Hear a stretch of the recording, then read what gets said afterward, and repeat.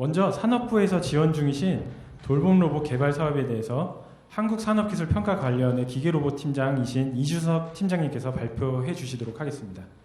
큰 박수로 환영 부탁드리겠습니다.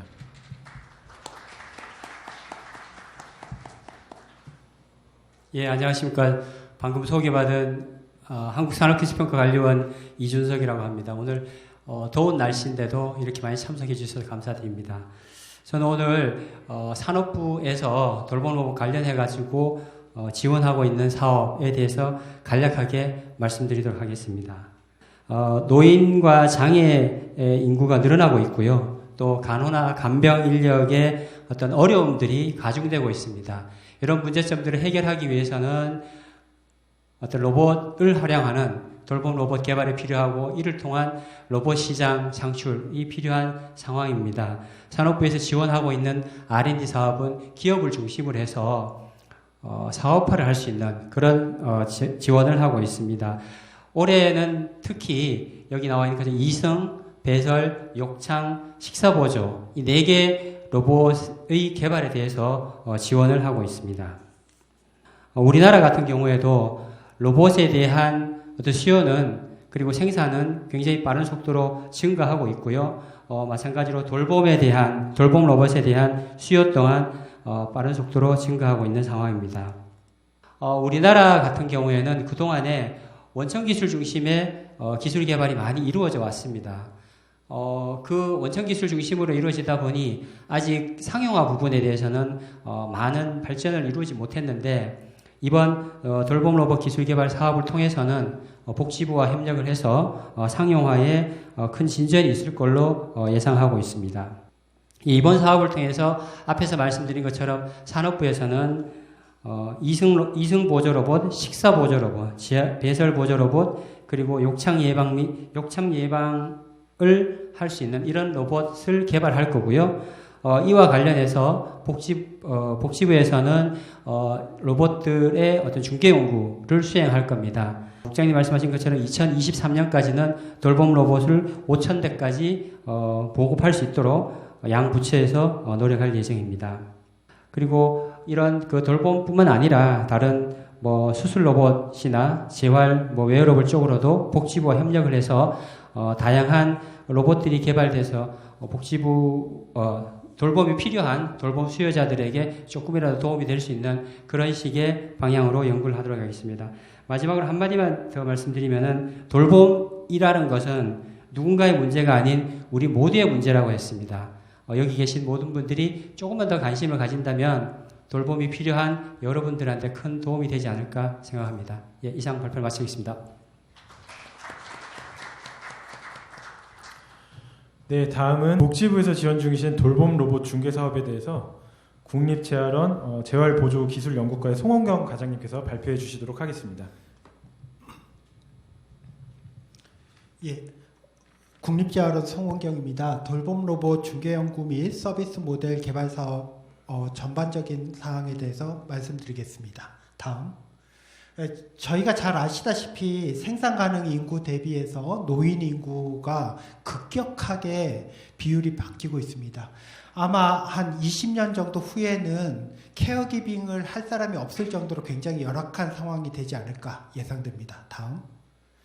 특히나 저희가 타겟을 둔 거는 일반적인 그런 분들이 아니라 아주 중증 장애, 최중증 장애를 가지고 있는 분. 다음.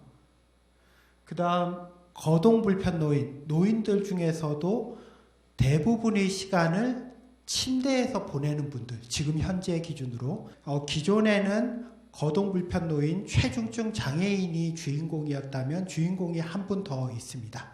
케어기빙을 하는 돌봄자들이 되겠는데요. 이렇게 세 부분이 타겟이 되겠습니다. 다음.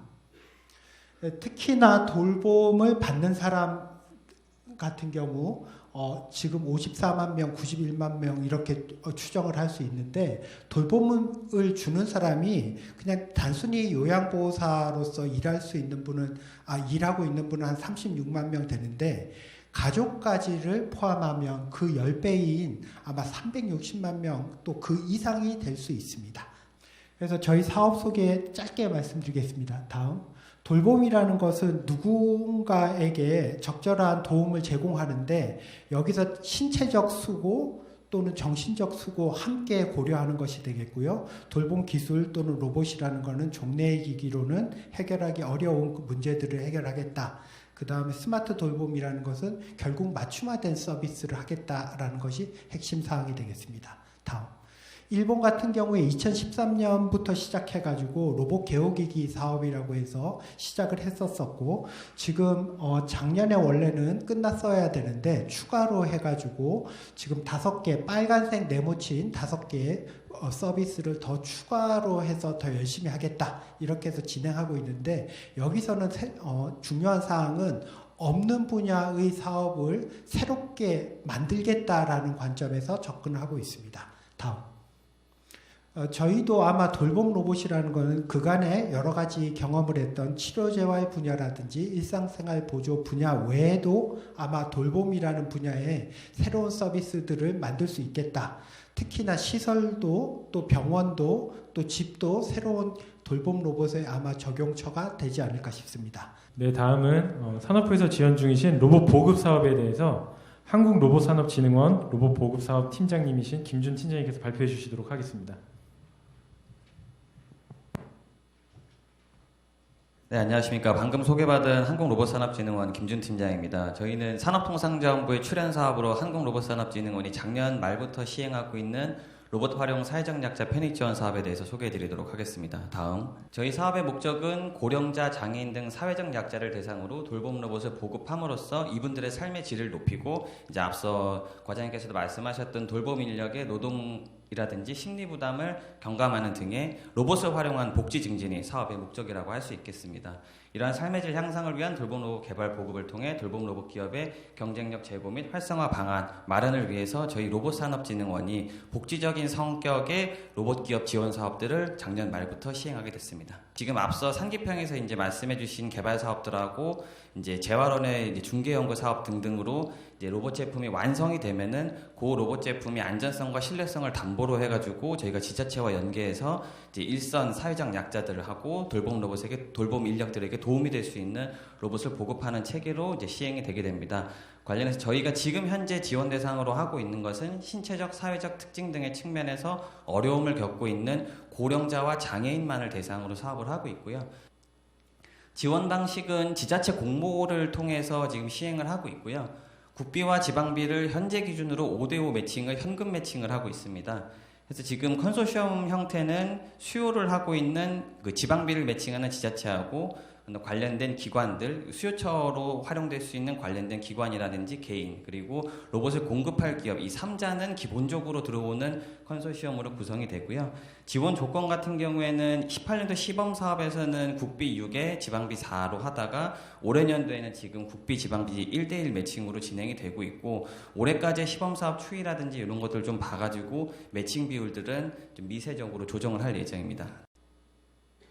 그리고 올해년도에는 18년 시범 사업에 이어서 지금 사회적 약자 편익 지원 사업을 지방비 국비 1대1 매칭으로 해서 지금 진행이 되고 있고요. 1차 공고를 통해서 경남 김해시하고 서울에 있는 구로구 두 군데가 선정이 됐는데 아무래도 저희가 좀 아쉬운 점은 지자체들에서 로봇에 대해서 특성을 잘 모르기도 하고 아직은 이렇게 상용될 수 있는 돌봄 로봇의 종류가 많지 않다 보니까 18년도에 지원됐던 로봇 제품이 그대로 좀 적용이 됐고, 이 로봇을 선호하시는 이유는 배설 케어 로봇 같은 경우에는 이제 와상 환자분들이 본인의 그 치부를 드러내지 않아도 된다라는 장점하고, 근데 이제 돌봄 인력들이 이제 배설 케어를 하는 것들이 이제 본인의 업무 중에 가장 어려운 업무로 생각을 하는데 그것을 본인이 하지 않아도 된다라는 점.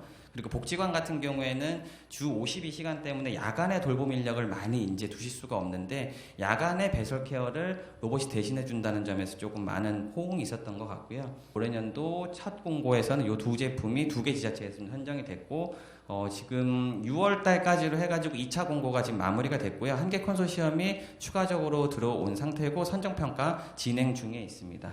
다음.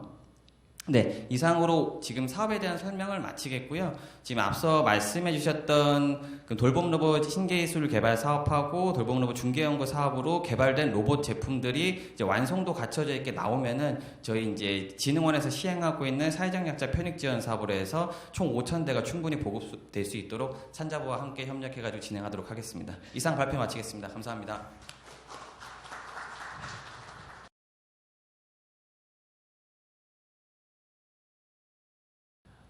주식회사 메넨텔의 정광욱 대표님께서 이승보조 돌봄 로봇 관련해서 발표를 해주시겠습니다. 저희가 개발할 과제는 사람 중심 스마트 양팔 이승 보조 로봇 개발입니다. 주관 메넨텔 그리고 참여기관 한국과학기술원, 고려대학교, 경희대학교 병원, 오트가 같이 합니다. 예, 발표 순서입니다. 제품에 대한 개념을 말씀드리겠습니다. 이 그림에 보이는 이렇게 생긴 이승 보조 로봇을 저희가 개발을 하게 되는데 환자를 이게 태워서 이동을 하게 됩니다. 돌봄의 대상은 수혜자인 환자와 돌봄 종사자인 간병인이 되겠습니다. 간호인력 880명을 대상으로 조사를 해봤더니 근골격계 질환이 약 한 40% 정도가 되었습니다. 그리고 이분들이 하루에 하는 업무 중에 환자를 들어 옮기는 작업이 한 64% 정도를 매일 하는 걸로 되어 있습니다. 그래서 이분들이 많은 그 신체적인 어려움을 겪고 있어서 돌봄의 한 분야로 이 이승 로봇이 굉장히 필요성이 있다고 생각을 합니다. 제품에 대한 대략적인 동작은 현재 우리나라의 환자를 이승하는 기계로서는 전동 리프트가 사용이 되고 있습니다. 사람이 스스로 자기 힘으로 환자를 끌고 가야 되고 그리고 이 스링에 환자를 태워서 모터로 들어 올리고 많은 불편함과 어려움이 있습니다. 환자를 이송하기 위해서 환자를 태우고 스스로의 힘으로 이제 밀고 갑니다. 그래서 지금 현재 이 제품의 좀 불편한 점이 뭐냐면 이동할 때 굉장히 많은 힘이 일단 필요합니다. 스스로 이제 돌봄자가 이동을 해야 되기 때문에 그리고 지금 보신 것처럼 이게 스링으로 이렇게 환자를 들어 올리기 위해서 미리 이렇게 준비를 해놓은 상태에서 들어 올리는 시간이 굉장히 많이 소요가 됩니다. 제품의 무게와 환자의 무게를 중력 보상 기술을 써서 거의 무게를 없이한 상태에서 작은 힘으로 들어 올릴 수가 있고 그 승강 시간을 많이 줄이고 또 이 양팔을 좀 사이즈를 감면할 수 있게 해서 역시 양팔도 중력 보상 기술을 적용을 해서 작은 사람과 큰 사람을 다 같이 들어 올리고 방향을 들 수 있게끔 하는 것이 이번에 적용되는 기술입니다. 주식회사 메넨텔은 IT를 10년 정도 했고 그 이후에 10년간을 재활 의료기 쪽 그리고 고령자 운동 관련 연구 개발을 했습니다. 그래서 이렇게 라인업을 구축을 했고 누워서부터 서고 걷고 누워있는 사람을 이렇게 세우고 상지, 인지, 치매 지연 관련 라인업을 갖추고 있습니다. 그리고 보조기기로 전동 리프트와 이번에 하게 되는 이승 보조 로봇을 추구하게 되겠습니다. 네, 다음은 욕창 예방 돌봄 로봇 관련해서 주식회사 알파로보틱스의 임정학 상무님께서 발표해 주시겠습니다. 안녕하십니까. 알파로보틱스 R&D 센터 임정학입니다. 저는 오늘 그 인공지능 기반 욕창 예방을 위한 자율형 침대 로봇 개발 부분에서 말씀드리겠습니다. 그 욕창 예방 침대 로봇을 개발하는 데 있어서 주관기관이 알파로보틱스 로봇 전문 회사입니다. 욕창에 대해서 아시는 분들이 얼마나 많으실지 모르겠습니다. 아마 여기 돌봄 로봇의 그 중요한 요소 중에 하나입니다. 그 여러 가지 꼭지 중에도 가장 치명적인 요인입니다. 여기서 욕창이 진행을 하게 되면 사망에 이르는 정말 중요한 부분인데 주로 골성돌출부라고 합니다. 뼈가 침대 쪽에 가장 가까이 닿는 쪽 이런 쪽 압력을 많이 받는 쪽에서 주로 발생을 하게 되고 이기 때문에 통상의 발생 부위가 팔꿈치, 발 뒤꿈치, 엉덩이 이런 쪽에서 오랫동안 침대에 누워 있으면은 압력이 지속적으로 발생을 하게 되고 마찰이 일어나면서 요와 같이 4가지 단계로 진행을 하다가 결국 피부 조직이 뼈가 드러날 정도로 발전을 하게 됩니다. 이러한 부분으로 인해 가지고 치료 기간이 약 5배 정도 늘어나고 의료비는 3만 불 이상 추가가 됩니다. 주로 집중치료실에 쓰이는 고성능 침대를 모델링을 했고 그 이외에 여기에서 인공지능이 들어가게 되고 자율 또는 예측이 가능한 형태로 제작이 됩니다. 로봇 큰 동작은 액추에이터에 의해서 로봇 자세 자체를 변화시키는 것이고 그 다음에 신체의 압력을 줄여주는 중요한 역할이 매트리스에서 일어납니다. 매트리스 전체 영역을 약 16개 영역으로 나눠가지고 어깨라든지 엉덩이라든지 발 뒤꿈치라든지 팔꿈치라든지 중요 욕창 발생 부위 부분에서 압력을 분산시키고 저감시키는 걸로 이렇게 돼서 큰 동작은 침대 메커니즘이 하고 작은 동작은 매트리스가 맡아서 16개의 각기 위치에 따라서 압력 분포를 조절하게 되는 그런 역할을 매트리스가 하게 됩니다. 이 매트리스의 개발은 한국로봇융합연구원에서 진행을 하게 됩니다. 우선 제품 검증 단계, 그 다음에 실증 단계, 그 다음에 의료기기 품목 허가 및 인증을 득해야지만 판매가 가능할 걸로 보고 있고요. 시장 진출 및 국내 시장에 안착을 하고 그 다음에 해외 수출을 할 수 있게끔 그렇게 진행할 예정입니다. 이상입니다.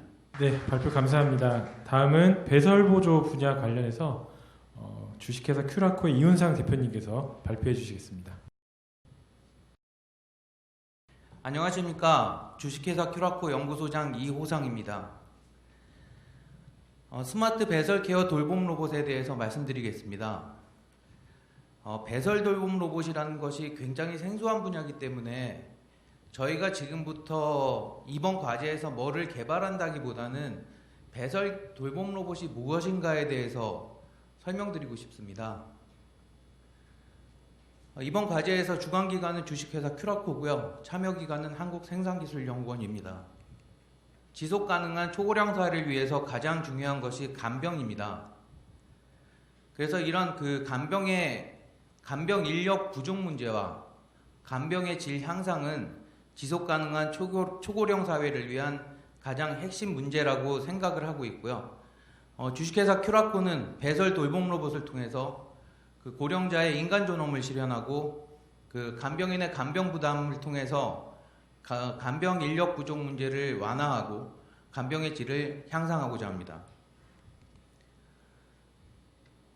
주식회사 큐라코는 이런 배설 케어로 인한 사용 환자의 수치심을 해결하고 수치심 해결로 인해서 사용자의 인간 존엄을 실현하고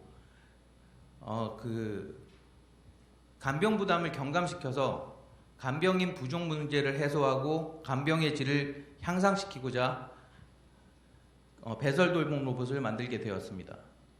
이 이후에도 지금 계속 여러 가지의 니즈 사항들은 계속 나오고 있고요. 그래서 주식회사 큐라코는 본 과제를 통해서 배설 처리 핵심 기능 최적화 및 소독을 포함한 유지관리 편의성이 향상된 스마트 배설 돌봄 로봇을 개발하고자 합니다. 네, 다음은 식사 보조 돌봄 로봇에 대해서 주식회사 사이보그랩의 전인택 대표님께서 발표해 주시도록 하겠습니다. 네, 안녕하십니까. 저는 식사 보조 로봇 개발을 담당하게 된 사이보그랩의 전인택 대표입니다. 저희 컨소시엄은 전자부품연구원하고 한국생산기술연구원 그리고 광주화학기술원 그리고 전남대학교 분당 서울대병원이 같이 하고 있습니다. 현재 국내적으로 상용화되어 있는 제품은 많긴 하지만 상당히 기술이 좀 부족한 부분들이 좀 많이 있습니다.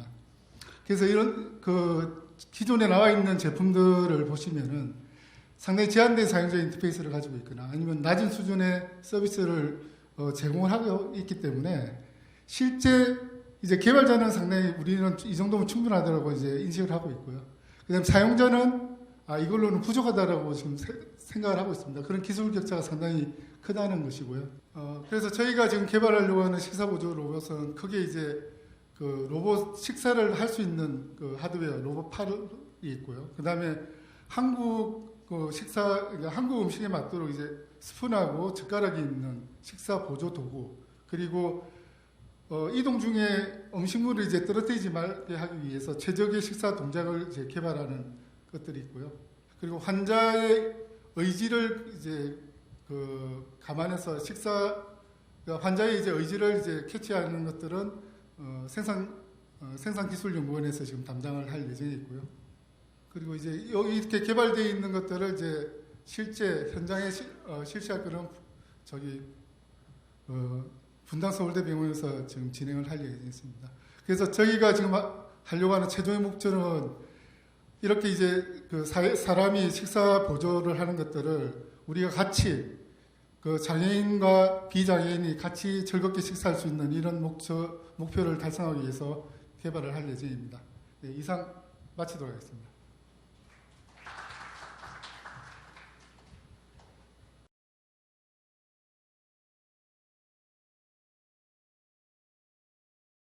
이부 사회를 맡은 국립자연의 임명준 연구사라고 합니다. 반갑습니다.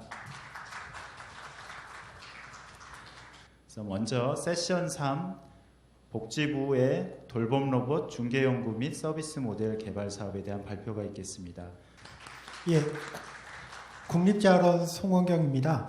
저희가 이번 연구에서 저희 과제에서 포커스를 두고 있는 것은 중증 장애인, 특별히 최중증 장애인에 대한 그 케어 관련된 모델들 이런 것들하고 그 다음에 향후 방향으로서 중개 연구에 대해서 말씀드리도록 하겠습니다. 특히 장애인, 노인 함께 해가지고 각종 생활과 관련된 이런 문제들, 삶의 질 향상과 관련해서 여러 가지 노력을 할 텐데 저희가 수치로 말씀드리면 22년까지는 4종의 로봇을 시범적으로 운용을 해보고 28년까지는 돌봄 부담을 한 20% 정도 어쨌든 감소를 시켜보겠다라는 것이 크게 목표로 잡았습니다. 단계는 사업 구조로 보면 개발, 중개연구, 서비스 모델 개발, 시범 보급이 있는데 특히나 이 앞쪽에 있는 개발 연구는 기획은 산업부 복지부 함께 했지만 산업부에서 공통기술 개발이라는 그 사업으로 해가지고 진행이 되겠습니다. 저희 전략은 어쨌든 중점 분야 몇 가지에 대해서 집중을 하겠다. 두 번째는 중개 연구를 통해서 이어달리기를 할 수 있도록 하겠다. 그 외에는 스마트 기술을 적용한다든지 이해 당사자와 함께 하겠다라든지 여러 가지 선순환 구조를 만들어서 생태계를 구축하겠다라는 것이 있습니다. 우리뿐만 아니라 외국에서도 연구개발 관련해서 여러 가지 케어와 관련된 연구를 하고 있고 특히 부러운 것은 앰비언트 어시스티브 리빙, 최근에는 액티브 어시스티브 리빙이라고 하는 AAL 사업들 이런 것들이 유럽에서 계속되고 있고 북미에서도 유사한 연구들이 되고 있기 때문에 아마 4년 정도 후에는 조금 더 확장해서 이 사업을 딛고 더 확대될 수 있지 않을까 싶습니다. 네, 과장님 감사합니다. 두 번째 발표자 소개시켜드리겠습니다. 한국생산기술연구원의 원병희 그룹장님이십니다. 발표 주제는 두 번째 과제로 거동불편 노인 스마트 돌봄 스페이스 기반 중개 및 서비스 모델 개발 연구입니다. 네, 소개받은 한국생산기술연구원의 원병입니다. 이번 주제는 장애인에 이어서 거동불편 노인을 주제로 말씀드립니다. 크게 저희 팀의 구성과 그동안의 경험들을 바탕으로 이번 사업에 대한 인사이트들에 대한 걸 먼저 잠깐 말씀드리고 이어서 이번 사업에 우리 사업에서 주로 해야 될 내용들을 간략하게 설명드리도록 하겠습니다. 산업융합 촉진법에 의해서 국가산업융합지원센터가 지정돼서 이 국가산업융합 업무를 좀 하고 있는데 이 센터가 지금 생겨난에 지정돼서 운영되고 있습니다. 주로 이제 고령자의 재활이나 일상생활 지원 또 신체 기능 지원을 위한 제품 중심의 실증 평가 업무들을 상당히 많이 했습니다. 앞서 그 국립재활원이 장애인 쪽에 공공 국가 대표기관이라고 한다면 저희 생기원은 주요 파트너가 민간 기업입니다. 그래서 주로 기업들이 관심을 갖고 있는 제품 개발 과정에서 관련 유효성 평가 부분에 대한 것들을 상당한 경험들을 좀 축적을 했다고 말씀드릴 수 있겠고요. 앞서 소개해드렸던 것처럼 그 국가산업융합지원센터는 이런 신산업 분야 쪽에 그 시장들 활성화를 위한 정책적 혹은 규제 완화 관련된 부분 혹은 새로운 제도 마련들을 통해서 이런 신산업 분야들이 자리 잡도록 하는 역할을 이미 하고 있습니다. 그래서 산업융합지원센터도 이 돌봄 로봇 분야에 대한 관심을 가지고 이번 사업에 참여하면서 적합한 충분한 역할을 할 거로 기대를 하고 있습니다. 네, 그룹장님 감사합니다. 세 번째 발표로 바로 넘어가도록 하겠습니다. 동의대의 문인혁 교수님이시고요. 세 번째 발표의 주제는 돌봄 로봇 및 기술 개발 가이드라인 및 안전평가 기준 연구입니다. 동의대학교의 문인혁 교수님이십니다. 먼저 뭐 이런 자리를 마련해 주신 복지부 산업부 관계자께 일단 감사를 드리고요. 지난번 복지부 전체 옥샵 할 때 제가 뭐 다른 표준회의 때문에 참석을 못하게 됐습니다. 그래서 오늘 조금 책임자로서 이 부분에 대해서 이제 다 같이 좀 고민을 하고 그다음에 제가 평소에 생각했던 것들을 한번 내놓고 혹시 끝나고 나중에 워킹 그룹별로 이야기할 때 궁금한 거 있으면 저도 여쭤보고 혹시 저한테 물어볼 거 있으면 그때 언제든지 오셔가지고 같이 토론했으면 합니다. 그 라스베가스 SES에서 보면 삼성전자에서 사실은 이 웨어러블 로봇을 들고 와서 큰 세세시를 일으켰고요. 그 다음에 NT 로봇의 뭐 식사 로봇, 큐라코의 배설 로봇, 파나소닉이나 이런 여러 가지 최근에 돌봄 로봇 유사한 기술들이 나오고 있어요. 실제 이 개호 로봇이 정말 도움이 되느냐 이제 설문도 좀 했더라고요. 그래서 생각 보니까 뭐 이동이 굉장히 돌봄 부담을 경험할 수 있다. 좋은 효과가 있을 것 같다. 뭐 이런 식으로 결과가 나왔습니다. 제가 갖고 있는 숙제가 이런 것들입니다. 먼저 4개 품목에 대해서 품목 분류를 이제 제시하는데 4개 품목뿐만 아니라 돌봄 로봇 전반적으로 제가 어떻게 품목 분류를 할 것인지 요걸 해야 되고요. 그 다음에 돌봄 로봇이라는 공통적인 혹은 분야별로 해서 안전을 어떻게 할 것이, 성능을 어떻게 할 것이, 적합성을 어떻게 할 것인지 뭐 이런 것들이 있을 거예요. 그래서 가이드라인을 또 만들어야 될 것 같고 실제로 이제 시장에 나가려면 규제를 어떻게 완화를 하고 그다음 어떻게 관리할 것인지 어찌 보면 다 큰 말씀만 했는데 그런 것들이 적합합니다. 특히 이제 아까 말씀드린 것처럼 비전문가가 사용하기 때문에 사용 오류에 관한 것들을 어떻게 또 방지를 할 것인가 이것도 기본적인 가이드라인에 담아야 될 것 같습니다. 나의 디바이스에 정확하게 어떤 목적을 가지고 어떤 기능을 가지는지 명확화를 하시는 게 중요합니다. 그게 이제 요 워킹그룹에서 하시겠죠.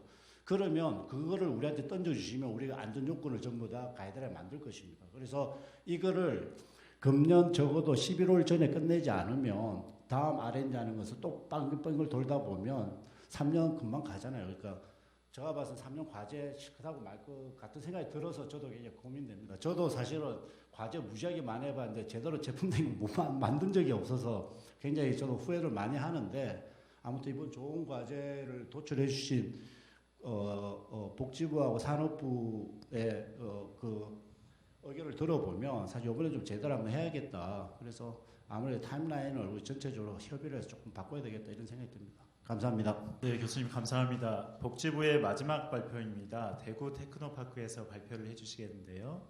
발표의 주제는 과제 4번째 과제로 사회협력 모델 기반 스마트 돌봄 서비스 플랫폼 개발 및 돌봄 데이터 테크놀로지 서비스 시범 연구입니다. 정유석 박사님을 모시겠습니다. 네, 안녕하십니까. 복지부 마지막 과제 데이터 테크놀로지 분야의 과제 책임을 맡은 대구 테크노파크 정유석입니다. 저희 과제에 대해서 간략하게 소개를 드리도록 하겠습니다. 먼저 익히 데이터라는 것이 앞으로 뭐 산업과 경제 그리고 그런 발전에 있어서 가치와 비전을 가지고 있다는 것에 대해서 많이들 들어보셨을 겁니다. 실로 뭐 교통, 의료 그리고 에너지, 물류 등과 같은 데에서는 각종의 센서 또는 ICT 기술을 적용하여 각 데이터 생성 주체들로부터 데이터를 획득하고 일통의 사고 예측 또 맞춤 처방과 같은 그런 이제 신개념의 서비스 또는 제품을 개발하고 도출해내는데 데이터를 사용을 하고 있습니다. 근데 저희가 이제 조금 들여다봤을 때 사회복지나 돌봄 서비스 분야에서 아직 국내에서는 데이터 활용의 연구가 많이 이제 진행된 사례가 좀 부족한 상황이었고, 그리고 현재 지금 많은 분야에서 돌봄 로봇들이 개발되어지고 있는데 돌봄을 필요로 하는 소유자분들 또는 돌봄 제공자분들의 좀 분절적으로 개발이 좀 이루어지는 상황이 있었습니다. 따라서 이들을 통태적으로 좀 더 돌봄 현장에서 좀 더 효율적이고 효과적인 돌봄 로봇을 개발할 수 있는 데이터 기반의 그런 연구 환경을 저희가 개발을 하는데 함께 해보고자 저희 과제를 추진하게 되었습니다. 그래서 저희가 구축하고자 하는 돌봄 데이터 테크놀로지 기반 조성은 세계 실행 목표로 추진을 하게 됩니다. 사업단과 지금 사업단 전체가 구성을 하고 있는 스마트 돌봄 스페이스를 기반으로 돌봄 데이터 수집 운용 체계와 정보 서비스 개발을 할 것이고요. 그리고 데이터 수집, 가공, 분석 가능하고 그리고 서비스 제공 가능한 플랫폼 개발, 그리고 저희들이 이제 수집했는 데이터 기반의 데이터 테크놀로지 시범 연구를 수행하는 것으로 저희가 실행 목표를 세우고 있습니다. 그래서 저희는 이제 돌봄 제공자가 돌봄 활동하는 데 있어 데이터를 수집하여야 하기 때문에 좀 더 그들이 불편함을 느끼지 않도록, 그리고 돌봄 현장에 관계하시는 이해자분들이 좀 더 데이터를 편리하고 그들이 원하시는 걸 받아볼 수 있도록 좀 더 사용자 중심의 개발이 진행을 할 것이고요. 그리고 기업과 기관들이 확보하고 있는 데이터들이 저희 플랫폼을 이용해서 확보한 데이터들이 좀 더 다른 이종 플랫폼과 또는 다른 이종 데이터와 유기적으로 관계를 맺고 또 다른 가치를 창출할 수 있도록 저희 플랫폼 기술을 적용시켜서 여러분들을 지원할 계획입니다. 그래서 최종적으로 여기 계신 분들과 함께 저희 국내 돌봄 현장, 돌봄 기술, 돌봄 현장 계신 분들 또는 돌봄 분야에 있어서 첨단 기술이 소외되어지지 않는 그러한 기술들을 만들어내는데 함께 하고자 합니다. 네, 저희 과제가 조금 많이 과제들과 유기적으로 엮이고 많은 소통을 통해서 이제 추진되어야 되는 좀 특장점들이 있는데요. 많은 기업들과 기관들의 협력을 좀 부탁드리겠습니다. 감사합니다.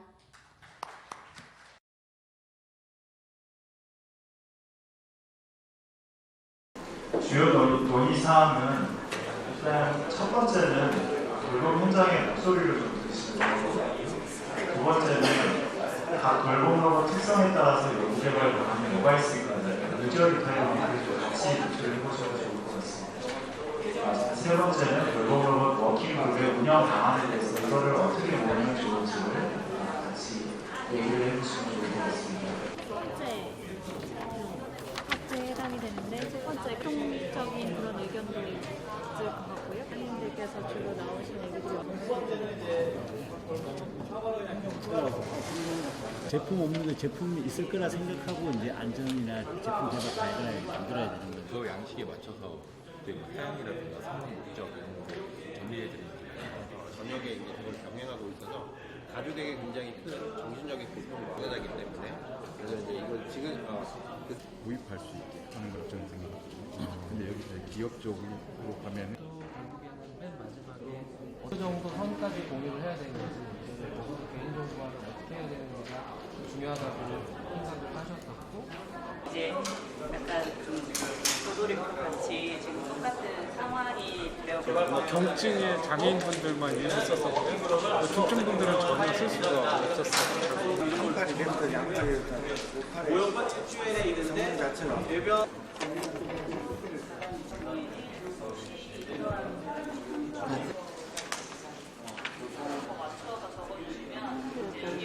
그러면서 이제 다음에 또 써야 될 거고 그럼 일단은 게 알려주지 알려줄게. 예를 들면 요소였으면 하는데 팔이면 팔 잡는데 그다음에 기둥이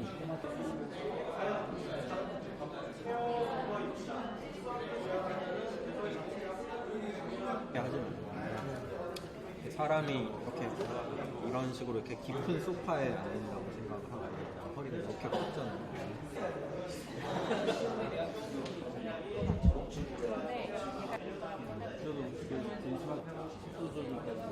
만들어서 공기를 공급해야 됩니다. 그렇게 해서 그 두 가지를 만족하는 방법이고. 나눈 것을 마치도록 하겠고요. 저희 나누는 거를 시작하도록 하겠습니다. 워킹그룹 1부터 발표해 주시겠습니다.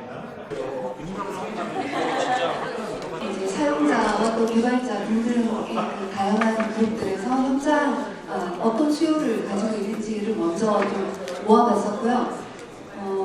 다 같이 여러분들께서 작업하셨듯이 연구개발 방안과 그리고 워킹그룹 운영 방안에 대해서 논의를 했습니다.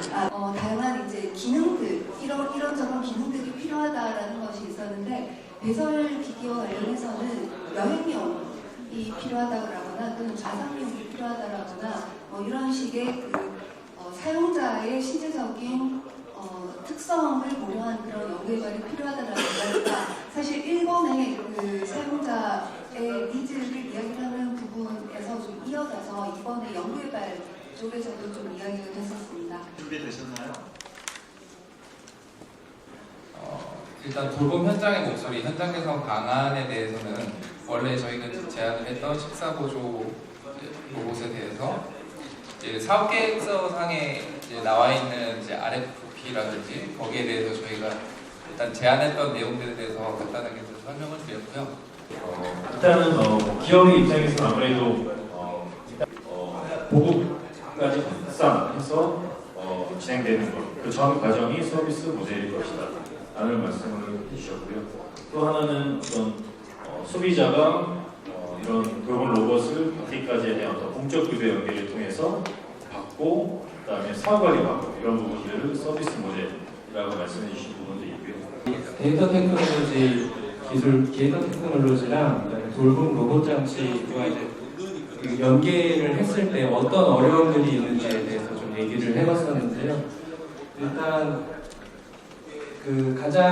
얘기가 가장 많이 나온 부분이 데이터에 어떻게 데이터를 설계를 할 것인가에 대한 이제 어려운 얘기가 가장 많이 나왔었고요. 그 다음에 현장에서 직접 적용을 해서 데이터를 얻으려고 할 때 그 기구가 설치돼야 되는 어떤 장소라든지 아니면은 그 환자의 데이터, 환자의 개인적인 정보를 어떻게 모을 수 있을지, 개인정보 처리를 어떻게 하면 좋을지 이런 것들이 어렵다고 얘기를 해주셨었고요. 욕창 감지 로봇의 핵심 사항이 압력을 줄여야 된다라고 말씀하셨고요. 그다음에 통풍과 습기를 해결을 해야 된다. 그러고요. 자세 변환의 중요성은 제가 발표를 아까 드렸습니다만 2시간마다 하면 되는 줄 알았습니다. 지금까지. 근데 다른 환자분들이나 아니면 근육병 환자분들은 그 압력 고통이 엄청나서 1분 또는 5분 단위라도 빠르게 할 수 있으면 그 고통을 줄일 수 있다는 말씀을 하셨고요. 제공하는 돌봄하는 분이 사용하기에 편해야 된다. 이야기가 그리고 안전해야 된다. 그런데 사이즈는 작아야 되고 다루기 쉬워야 된다. 실제로 환자의 80%를 커버할 수 있으면서 컴팩트하고 다루기 쉬운 그런 제품이 나와야 팔릴 수 있는 제품, 실제로 사용하는 제품이 되지 않을까 하는 생각이 듭니다. 일단 현장 목소리를 먼저 말씀을 드리면 몇 번 말씀드렸지만 이 복지부와 산업부의 R&D에 대한 연계가 아직도 부족하다. 예를 들어서 여기 오셨던 한 분이 프로포즈를 낼 때 어떻게 개발하느냐, 복지부에서 만들어주는 그거에 따라 개발하게 이렇게 냈대요. 그러니까 이거 말이 안 되는 이야기입니다. 분명히 그 회사에서 우리는 이렇게 개발할 것이라는 게 다 있기 때문에 그걸 먼저 우리가 어떻게 주고받을 것인가가 중요하고요.